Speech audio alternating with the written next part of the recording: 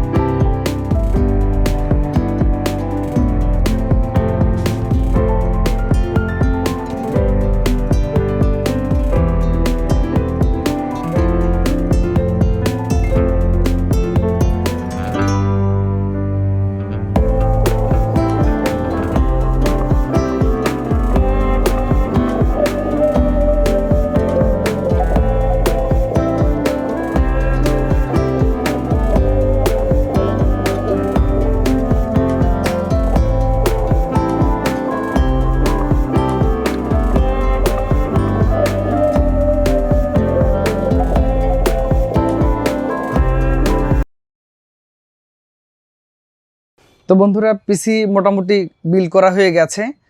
তো আপনারা দেখতে পাচ্ছেন এর আউটলুক অনেক সুন্দর, ইভেন ফ্যান প্লাস হচ্ছে এখানে র্যামগুলো অনেক, কালারটা অনেক চমৎকার। সামনে দুটি 8GB কালার ফ্যান আছে, সেই সাথে পিছনে একটি আছে। এর কুলিং সিস্টেমটা অনেক ভালো।